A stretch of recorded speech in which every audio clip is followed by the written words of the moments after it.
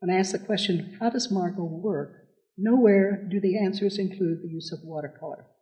My way of working in the studio includes quick, spontaneous attacks on the canvas using oil. I would have to soften the attacks if I used watercolor. With watercolor, my work habits would all too quickly become precious, and I would tighten up. When I work, I expect to be able to scrub the area of an already painted area and go back and change my mind frequently. I want a surface that'll keep up with me, have endurance.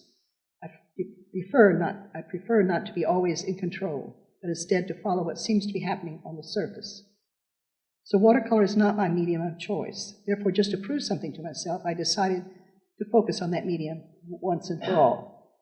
In 1991, I received money from the Kansas Arts Commission for a project using strong, tough, 6-foot wide watercolor paper. I did some experimentation on small portions of the paper, 11 inches by 14 inches paper, which became watercolors of interiors of the house, as well as some studies of the Kansa Prairie. These paintings are a little more than pretty little painted exercises. They were too safe and needed more impact. I stored them away. While I was in China for 6 months, I collected discarded papers that I found left on the table, on benches, or little clippings from Chinese advertisements, clipped from unwanted magazines and newspapers that had been tossed away. Back home in Kansas, I introduced these found Chinese papers to my watercolors. To this painting, titled Hero, I pasted the lone, nearly nude Chinese male figure. I had cut out the out of a male underwear ad. There he was, rising up from the Kansa Prairie like a maypole in the sky.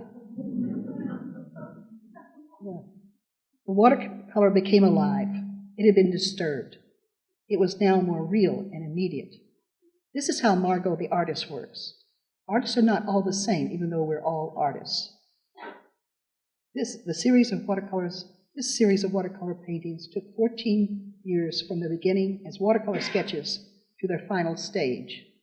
I point this out to demonstrate how unpredictable art can be in terms of how much time and how many directions something might take before it becomes something of worth. In the photograph below, George turned the camera on me when I thought he was photographing something else.